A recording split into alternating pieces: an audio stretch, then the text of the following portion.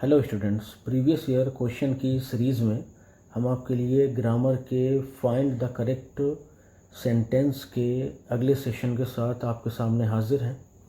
आज हम question number 31 से बात करेंगे। पिछले सेशन में हमने क्वेश्चन नंबर 30 तक सारे कंप्लीट कर लिए थे विथ एक्सप्लेनेशन, जिसमें आपको जो भी जिस कॉन्सेप्ट की वजह से वो गलत थे या सही थे वो सारा कुछ आपको समझाने की कोशिश की गई थी। Hello, I am Noor Alam. I welcome you to my YouTube channel English Winglish. Let's start our journey with question number 31. Which one of the following is not correct edited sentence? जो दिए गए हैं उनमें से correctly edited sentence कौन सा है? इसका मतलब है कि हमें करेक्ट सेंटेंस को चूज़ करना है। ठीक है, इनमें से जो करेक्ट होगा। तो देखते हैं अपन। वी डेकोरेटेड पहला है a number. We decorated in white the kitchen last year. ये देखिए इसमें क्या किया है इन्होंने। ये हमारा हो गया S for subject, V for verb हो गई। अब यहाँ पर क्या आना चाहिए था? ऑब्जेक्ट, लेकिन उससे पहले इन्होंने ये फ्रेज दे दिया है। प्रीपोजिशन प्लस नाउन दे दिया, नाउन फ्रेज हो गया। और जो इसका क्या है ऑब्जेक्ट है वो इसके बाद लिखा हुआ, तो इसमें तो ये गड़बड़ी हो गई। इसको अपन हटा देते हैं, पहला वाला सही नहीं होगा। ठीक है, चलिए नेक्स्ट पॉइंट अपन देखेंगे। नेक्स्ट पॉइंट में दिया है बी नंबर में, वी डेकोरेटेड हमने सजावट करी द किचन, किचन की इन वाइट लास्ट ईयर। ठीक है, देखिए अब इसमें क्रम देख लीजिए। वी सब्जेक्ट, ये डेकोरेटेड वर्ब हो गई, द किचन ऑब्जेक्ट हो गया, इन वाइट जो काम किया गया वो दे दिया गया। अब लास्ट ईयर बाकी जो शब्द बच रहे हैं, यानी यहाँ तक का जो क्रम है ना वो हमारा बिल्कुल करेक्ट है। नीचे वाला देखिए, वी डेकोरेटेड लास्ट ईयर, अब इसमें ये पहले दे दिया है लास्ट ईयर, यानी जो अदर वर्ड्स होते हैं वो। द किचन वी डेकोरेटेड, इसमें तो सब गड़बड़ है कि पहले ऑब्जेक्ट दे दिया फिर उसके बाद सब्जेक्ट दे रहे हैं। तो इसका मतलब है कि जो वी अपन ने डिस्कस किया है वो वी हमारा बिल्कुल सही है। चलिए नेक्स्ट क्वेश्चन देखते हैं 32। Which is the correct sentence in the superlative degree? Superlative degree का करेक्ट सेंटेंस अपन को छांटना है। 4 ही सेंटेंसेस हैं, इसमें आपको सुपरलेटिव वाला छांट के बताना है। तो देखते हैं। The Taj Mahal is the most beautiful building in the world. Taj Mahal पूरी दुनिया में सबसे सुंदर बिल्डिंग है, तो ये तो हमारा सुपरलेटिव है। नो अदर नहीं है, ये आपका पॉजिटिव होगा। The Taj is a beautiful, ये भी पॉजिटिव ही है, जिसमें एज और एज नहीं दिया है, मतलब तुलना नहीं की गई लेकिन पॉजिटिव ही है। नेक्स्ट क्वेश्चन है, the Taj Mahal is more beautiful than any other building. किसी और बिल्डिंग से ताजमहल ज़्यादा सुंदर है। तो यहाँ पे देखिए दैन दिया है, तो इसका मतलब है कि ये कंपैरेटिव है, ये पॉजिटिव है, ये पॉजिटिव है, और ये वाला जो है हमारा ये सुपरलेटिव हो जाएगा। नेक्स्ट क्वेश्चन देखते हैं। नेक्स्ट क्वेश्चन हमारा 33। Which is the correct sentence in the comparative degree? ऊपर सुपरलेटिव था, यहाँ अपने को कंपैरेटिव डिग्री सर्च करनी है। ठीक है, चलिए देख लेते हैं। Of the 2 languages I am learning I find English the easiest, ये हमारा सुपरलेटिव है। Of the 2 languages I am learning I find English easy, ये पॉजिटिव है।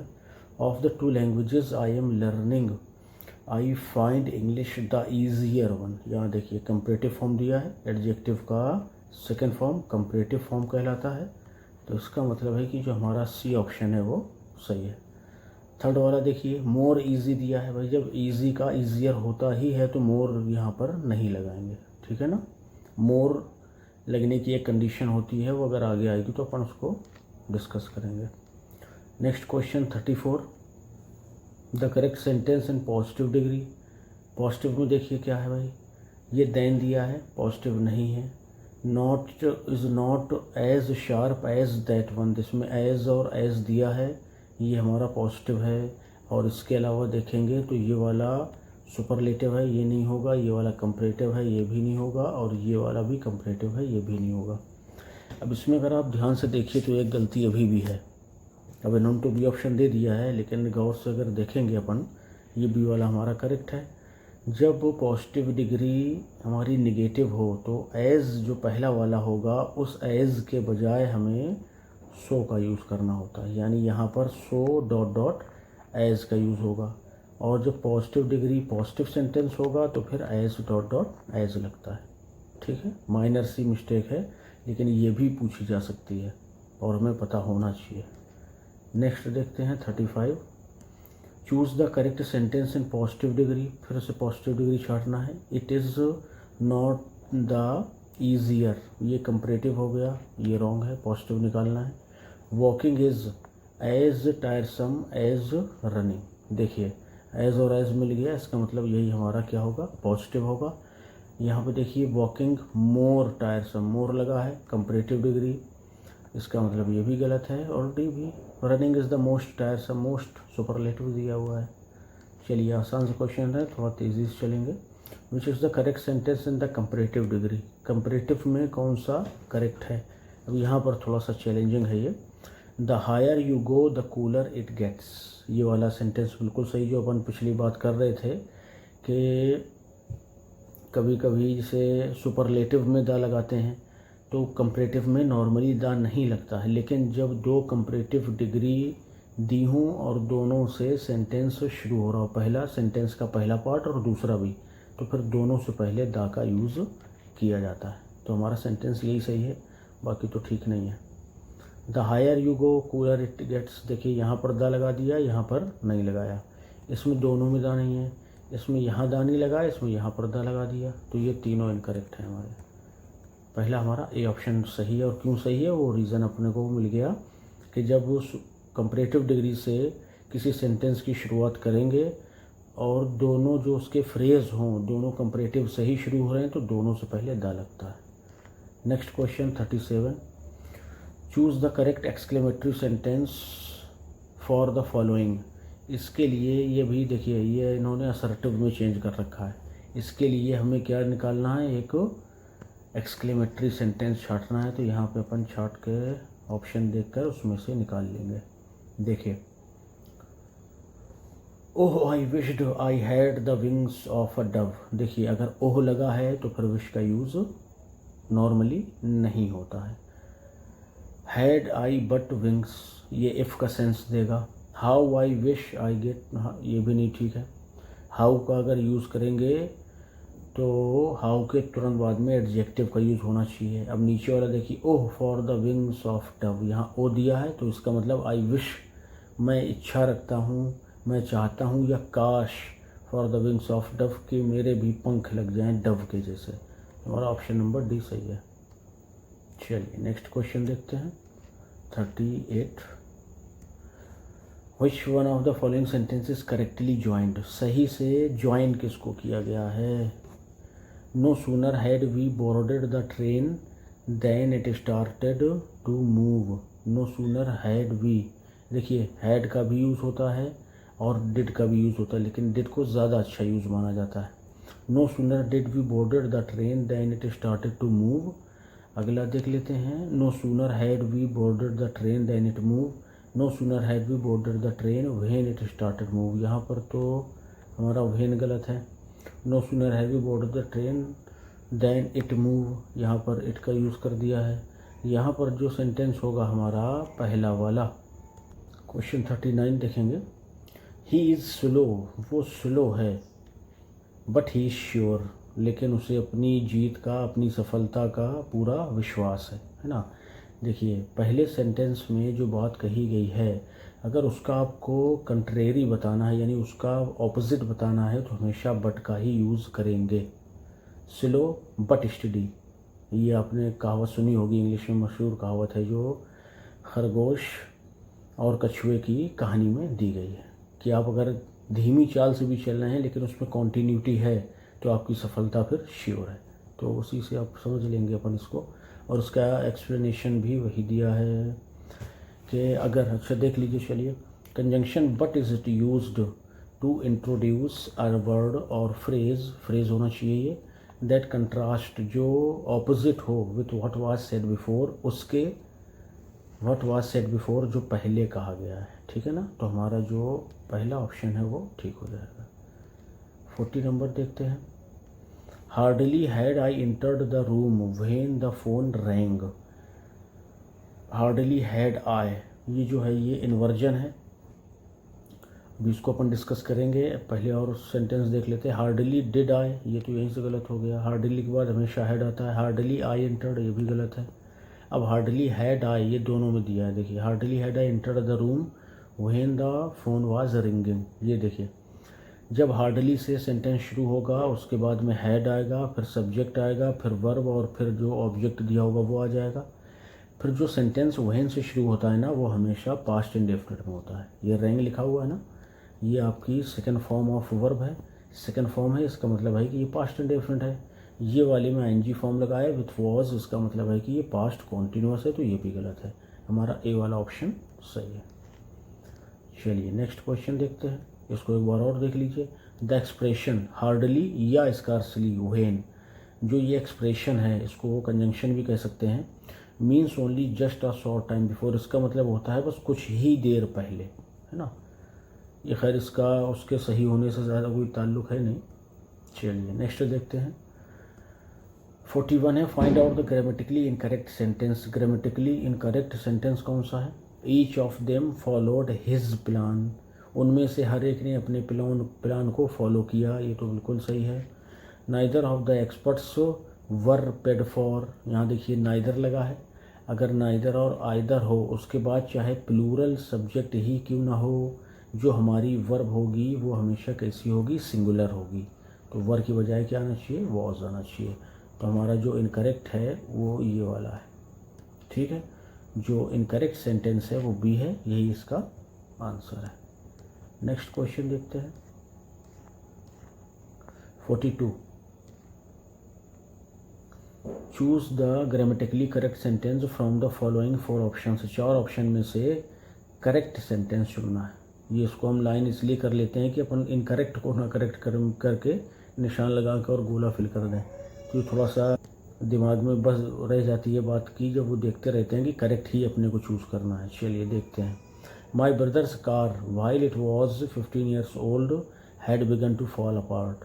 ये तो बड़ी गजब बात कही दी उन्होंने कि मेरे भाई की जो कार थी जब वो 15 साल की थी तो had begun to fall apart, तो गिरने लगी थी।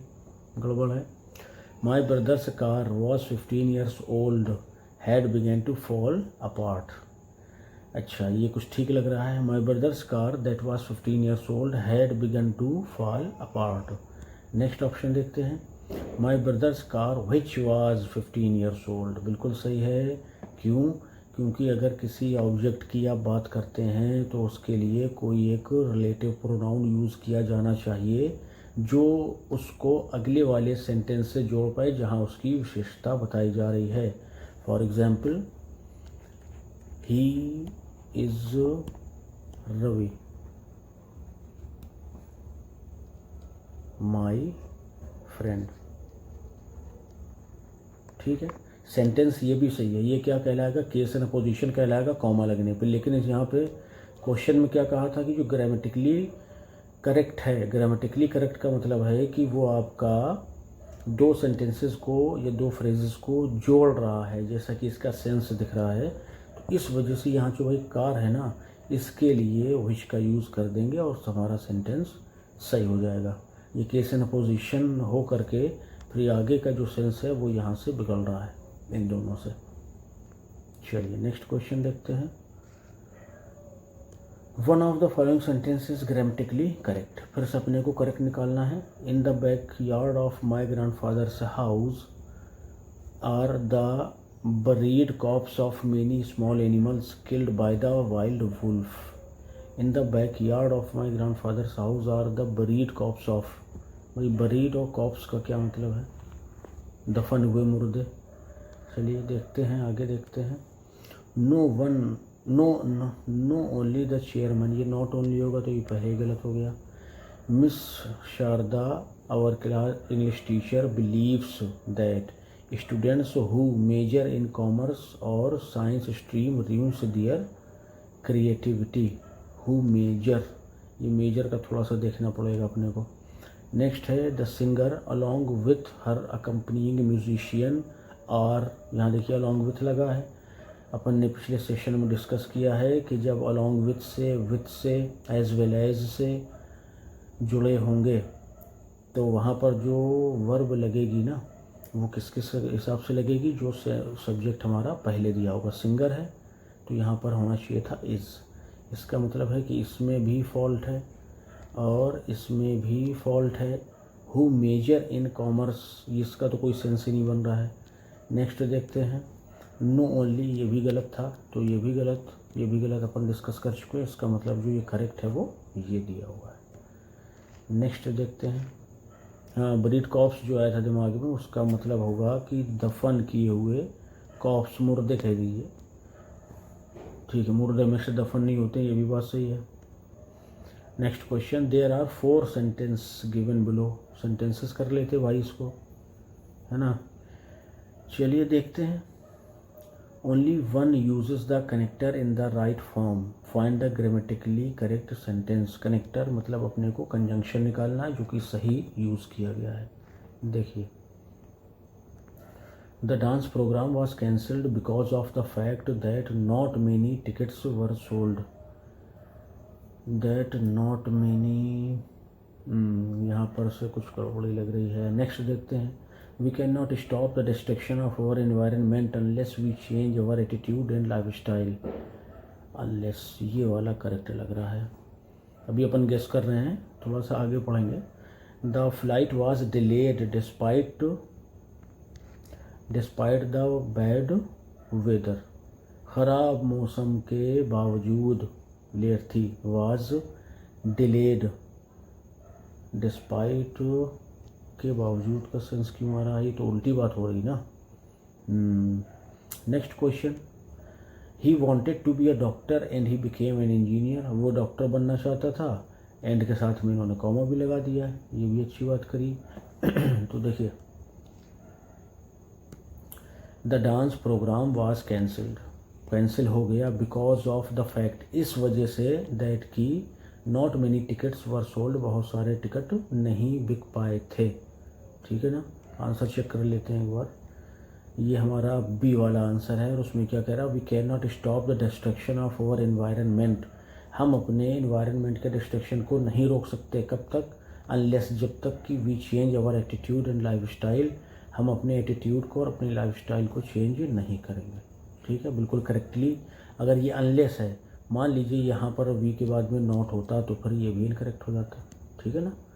चलिए, मतलब अनलेस से जो जुड़ेगा ना, तो अनलेस के पहले वाला सेंटेंस या बाद वाला सेंटेंस जो भी होगा वो निगेटिव होगा, अनलेस के साथ वाला निगेटिव सेंटेंस नहीं होता है। नेक्स्ट क्वेश्चन देखते हैं। अच्छा, ऊपर होगा क्वेश्चन नंबर 45। चलिए देखते हैं, choose the option that best explain, क्या एक्सप्लेन कर रहा है, best explain the highlighted expression, he was accused with murder, accused of murder होता है भाई, जो ये एक्यूज है ना इसके साथ हमेशा क्या लगता है, ऑफ लगता है, तो जो ये वाला सी से इसका ऑप्शन सही होगा।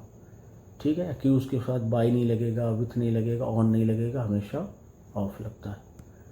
चलिए नेक्स्ट क्वेश्चन हो गया भाई, ऑफ लगा हुआ है, चेक करना भी ज़रूरी है। Point out which part of the given sentence is grammatically incorrect. अब इनकरेक्ट देखिए, the third world countries must adopt are radically different approaches for the dissemination of scientific information in view of the nature and magnitude of the problems. The third world countries, तीसरी दुनिया के जो देश हैं, must stop radically different approaches, उन्हें must adopt, ग्रहण करना चाहिए अलग अलग अप्रोचेज़ को, for the dissemination of scientific information। चलिए, ये तो अपना ये गलती पकड़े मिल गई है कि ए लगा हुआ है और उसके साथ में अप्रोचेस लगा हुआ है। ठीक है ना। ए अगर है तो यहाँ पर अप्रोच होगा, और अगर यहाँ पर अप्रोचेस है तो फिर यहाँ पर ए नहीं होगा। ठीक है, चलिए बी ऑप्शन हमारा सही है, वही है हमारा बी। क्यों है वो अपन ने रीज़न उसका क्लियर कर लिया। Next question 47। 47 कहता है she entered into the room, correct लेना है, room without knocking at the door. She entered into the room, देखिए इंटर्ड है प्रवेश करना, अब इनटू क्यों लगाया भाई?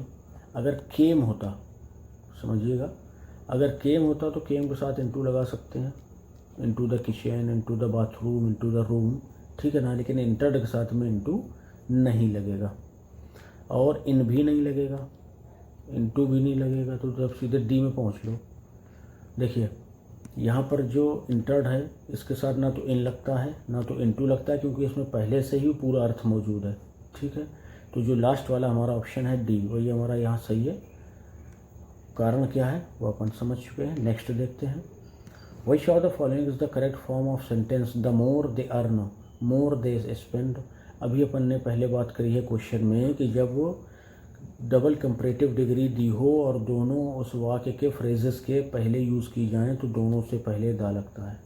यहाँ दा लगा है तो फिर यहाँ पर भी दा लगेगा, ठीक है। The more they earn more they spend गलत है, मोर दे अर्न द मोर दे ये भी गलत है, यहाँ से द खा गए। The more they earn the more they spend, C option सही है हमारा। नेक्स्ट क्वेश्चन देखते हैं, choose the incorrect sentence. Incorrect बताइए भाई कौन सा है इसमें? 2016 GIC lecturer. His T shirts are loose, उसकी टी शर्ट्स जो हैं वो लूज़ हैं, एस लगा है फिर आर लगा है, ये नॉर्मल रूल के हिसाब से ठीक है ये। माई बुक्स आर पॉलिश्ड और the cattle is grazing in the field. Her here is thick, यहाँ देखिए बात क्या है, यहाँ पर प्लूरल नाउन दिए गए हैं, प्लूरल नाउन, इन्हीं में से आपको देखना है कि कौन सा सिंगुलर है और उसके साथ सिंगुलर आया होगा। कैटल प्लूरल माना जाता है, हेयर प्लूरल माना जाता है, बुक्स प्लूरल माना जाता है, और सॉरी ये बुक्स है जो, ये तो प्लूरल है, ये उसमें लिखा हुआ है। The his T shirts are loose, इसी में कुछ है मामला, इसको अपन देख लेते हैं। 49 का ऑप्शन नंबर सी है। हाँ देखिए ये कैटल, ठीक है, हेयर के यहाँ पर जो दो अर्थ होते हैं उनमें से एक लिया इन्होंने, और जो कैटल है ये क्या है? प्लूरल है। जो अपन ने बात बताई कि जो सेंटेंस है ये प्लूरल है, और प्लूरल होने की वजह से यहाँ पर जो सहायक क्रिया लगेगी वो इसके बजाय क्या लगेगी? आर। देखिए कितनी माइनर सी मिस्टेक थी, अपन पढ़ के निकल गए और दिमाग लगाए थे कि शायद ए वाले में कुछ गड़बड़ी है। टी शर्ट क्योंकि अपन सिंगल ही पहनते हैं तो लग रहा था कि जैसे ये सिंगुलर होगी तो यहाँ ऐसे लगेगा। चलिए, बड़े बड़े शहरों में छोटी छोटी बातें होती रहती हैं। नेक्स्ट देखते हैं 50, इसीलिए एक्सप्लेनेशन बड़ा अच्छा है ये। देखिए अब उसको देखा ही है तो पूरा देख लेते हैं। सर्टेन कलेक्टिव नाउन्स, कुछ कलेक्टिव नाउन्स हैं, दो सिंगुलर इन फॉर्म, और वो सिंगुलर लगती हैं फॉर्म में लेकिन ऑलवेज यूज्ड एज प्लूरल्स, उनका यूज़ प्लूरल के तौर पे किया जाता है। जैसे कैटल, जेंट्री, पोल्ट्री, पीपल, ठीक है। जेंट्री कुलीन वर्ग, कैटल मवेशी, पोल्ट्री मुर्गी से रिलेटेड है, हैन से रिलेटेड मुर्गा मुर्गी, पीपल हम लोग हो गए, ठीक है। देखने में सिंगुलर क्यों लग रहे हैं? एस या ई एस नहीं लगा है, यूज एज अ प्लूरल होगा, इसका मतलब इनके साथ में जो वर्ब आएगी वो प्लूरल आएगी। नेक्स्ट क्वेश्चन देखिए, in each of the following choose the best option to complete the sentence. Despite his best efforts to conceal his anger, अपने बेस्ट एफर्ट्स के बावजूद, कंसील हिज एंगर, अपने गुस्से को छिपाने के लिए, despite his best anger efforts, अपना भरसक प्रयास करने के बाद भी या बावजूद, टू कंसील हिज एंगर, अपना गुस्सा छिपाने के लिए, he failed to give us an expression of his agony, वो हमें अपने दुख के हाव भाव दिखाने में असफल रहा। People came to know that he was annoyed, लोग जान गए कि वो क्रोधित है। He could succeed in going it easily, we could detect that he was quite, आगे क्या भाई? Quite happy, we could detect that he was quite happy. यहाँ डिस्पाइट हिज बेस्ट एफर्ट्स, अपने भरसक प्रयास के बावजूद, टू कंसील हिज एंगर, अपने गुस्से को छिपाने के लिए यहाँ पर डिस्पाइट का यूज़ है, इसलिए इसका जो ऑपोजिट होगा ना वो होगा पीपल केम टू नो, लोग जान गए कि ही वॉज अनॉयड, वो गुस्से में है। ठीक बात है। डिस्पाइट क्योंकि कंट्रास्ट ही बताता है ना, जैसे कहें डिस्पाइट रनिंग स्लो या in spite of running slow he lose the race होना चाहिए, लेकिन क्योंकि इन स्पाइट या डिस्पाइट का यूज़ हो रहा है तो वहाँ पे होगा ही वन द रेस, वो रेस जीत गया।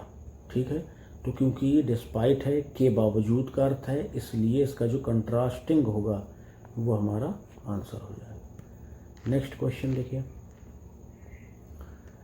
Practically very little work could be completed in the last week as it was.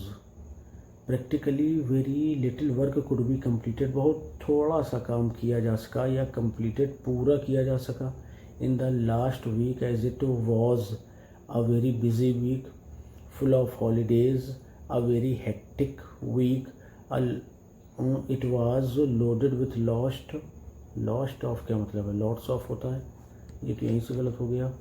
a very hectic week, it was full of, तो यही वाला ठीक है जो इन्होंने दिया है। अब रीज़न कुछ अगर दिया हो तो नहीं दिया है। इस तरह के क्वेश्चंस को अपन को ध्यान से देखना पड़ेगा, जो रीज़न समझने और समझाने में जिसमें दिक्कत हो। देखिए, as it was a very busy week, अच्छा ये हो सकता है कि वेरी का यूज़ प्रेजेंट में करते हैं, है ना, अगर ये पास्ट में होगा तो फिर मच होना चाहिए था। It was a much busy week for full of holidays, it was full of holidays, a very hectic, ये भी सही हो सकता है, लेकिन फिर से वही है कि वॉज दिया है तो वेरी के बजाय मच होगा। चलिए कुछ बात क्लियर हो गई, मच होना चाहिए वेरी के बजाय, क्योंकि नॉर्मल जो अपन करते हैं वो ये है कि जब प्रेजेंट की बात होती है तो वेरी लगाते हैं, और जब पास्ट की बात होती है तो फिर मच का यूज़ करते हैं।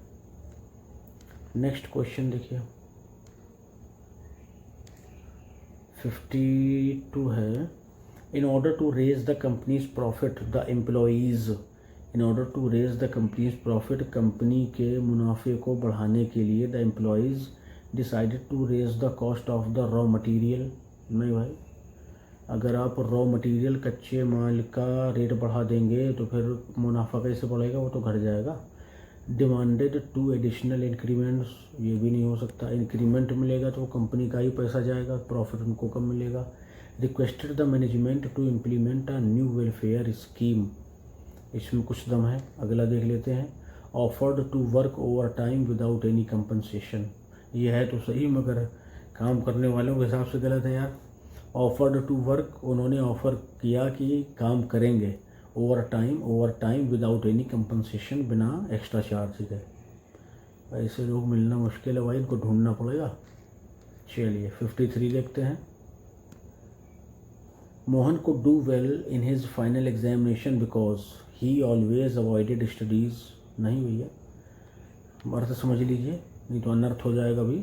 मोहन को डू वेल, मोहन अच्छा कर सका इन हिज फाइनल एग्जामिनेशन, अपने फाइनल एग्जामिनेशन में, बिकॉज क्योंकि भाई कुड डू वेल अच्छा कर सका ना, तो अगर वो अवॉइडेड स्टडीज़ की होती तो अच्छा कैसे करता। He was regular with his studies, है ना, ये होगा, वो अपनी स्टडीज़ में कैसा था, रेगुलर था, बी वाला सही है। अगला देख लीजिए, he did not pay attention in the class, वो क्लास में अटेंशन देता नहीं था, बढ़िया कर लिया। नहीं होगा। He was known to be notorious in the school, क्योंकि वो कुख्यात था स्कूल में। और खतरनाक ऑप्शन दिए भैया, ठीक वाला पकड़ लीजिए, ये भी है हमारा, ठीक है। चलिए नेक्स्ट क्वेश्चन देखते हैं, direction, tick the correct option. The scenery of Kashmir moves me most, scenery of Kashmir moves me most, ये हमारा सीनरी यानी ये वो नाउन है जिनमें आप जिनको आप प्लूरल नहीं बना सकते हैं, ठीक बात है ना। सीनरी को अपन प्लूरल नहीं बनाते हैं। द सीनरीज ऑफ कश्मीर, ना सीनरीज नहीं होगा, सीनरीज नहीं होगा तो ए वाला सही होगा इसमें। Scenery of Kashmir moves me most, Kashmir की सीनरी ने, दृश्यों ने, मूव्स मी मोस्ट, मुझे सबसे ज़्यादा प्रभावित किया। देख लीजिए इसका 54 का ऑप्शन ए सही है, ठीक है। The scenery of Kashmir moves. ठीक है फ्रेंड्स, तो आज के लिए इतना काफ़ी है। मिलेंगे नेक्स्ट सेशन में। उम्मीद है आपको ये सेशन पसंद आया होगा, तो लाइक सब्सक्राइब ज़रूर करिए और अपने साथियों के साथ में शेयर कर लीजिए। Thank you. Till then, bye bye.